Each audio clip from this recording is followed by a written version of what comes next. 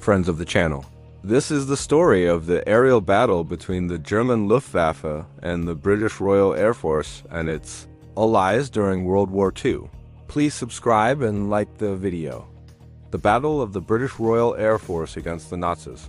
The Battle of Britain, fought between July and October 1940, was not simply a military confrontation. It was the clash of two worldviews and the first major proof that Adolf Hitler's war machine could be stopped. Following the lightning fall of France in June 1940, the United Kingdom found itself in a position that many analysts of the time considered terminal. With the European continent under the Nazi yoke, the small British island was the last bastion of Western democracy. To understand the aerial battle, we must understand the land disaster that preceded it. The German blitzkrieg had humiliated the French and British armies. During the Dunkirk evacuation, although more than 300,000 soldiers were rescued, the British Army lost almost all of its heavy equipment, tanks, artillery, and transport. However, the most silent and painful loss occurred in the air. The RAF, Royal Air Force, had lost almost 1,000 aircraft trying to cover the retreat in France. Air Chief Marshal Hugh Dowding, commander of Fighter Command, had tenaciously opposed sending more reinforcements to an already doomed France, arguing that every Spitfire sent to the continent was another nail in the coffin of Britain's defense. His pragmatism, though seen as cruel at the time, saved the core of the national defense. The battle was, in essence, a technological duel and one of endurance between Hermann Göring's Luftwaffe and Dowding's Fighter Command. The RAF relied on two low-wing monoplanes. The Supermarine Spitfire was the crown jewel, elegant, fast, and with a turning capacity that terrified German pilots. However, the Hawker Hurricane, more numerous and robust, was the one that bore the weight of the battle, shooting down more enemy aircraft than the Spitfire. Its steel tube and fabric structure made it easy to repair, allowing planes that would have been scrap metal to return to combat within 24 hours. The Luftwaffe had the Messerschmitt Bf 109, an exceptional fighter that outperformed the Spitfire in climb and dive thanks to its direct injection engine. However, the Germans suffered from a strategic weakness. Their doctrine was designed for tactical support of the army on the ground, not for an independent strategic campaign. Their bombers, the Heinkel He 111, the Dornier Du 17, and the Junkers Ru 88, were relatively light and lacked the armor or defensive armament necessary to survive without an escort. If there was one factor that tipped the scales, it was not an airplane but a system. Great Britain had perfected the radar network Chain Home.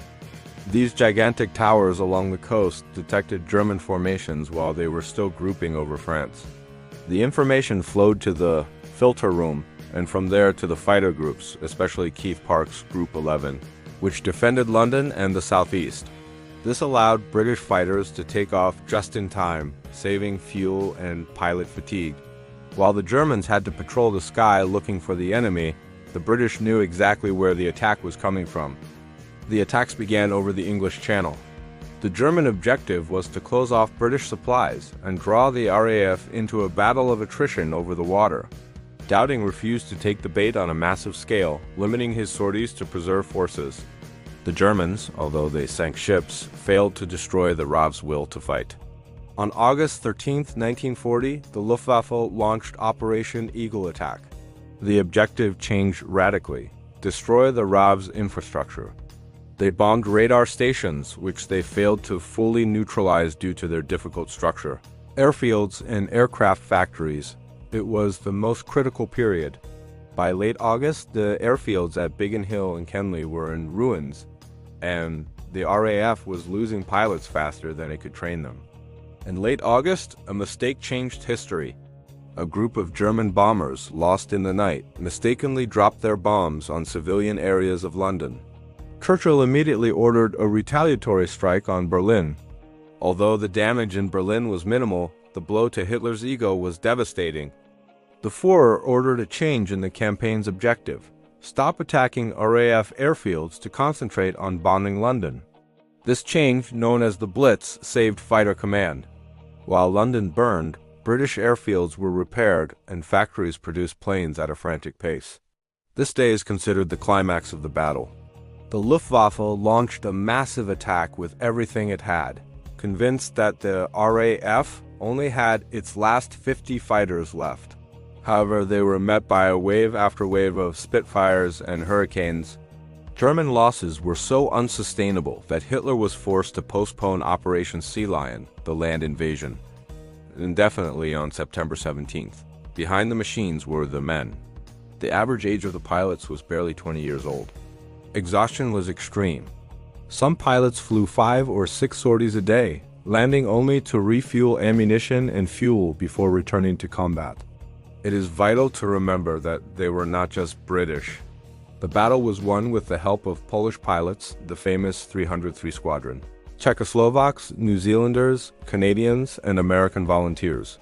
The Poles, motivated by a visceral hatred for the invaders of their homeland, proved to be some of the deadliest pilots of the conflict. On October 31, 1940, the battle was officially considered over. Germany had failed in its first strategic objective of the war. The consequences were vast. The United States. British resistance convinced President Roosevelt that the United Kingdom was worth helping, eventually leading to the Lend-Lease Act. Operation Barbarossa. Unable to close the Western Front, Hitler committed the fatal mistake of turning east to invade the Soviet Union in 1941, condemning Germany to a two-front war it could not win. At the end of the battle, Winston Churchill delivered his most famous line, "Never in the field of human conflict was so much owed by so many to so few. Great Britain had survived its darkest hour, and the path to the liberation of Europe, though long and bloody, had just begun in the skies of Kent and Sussex."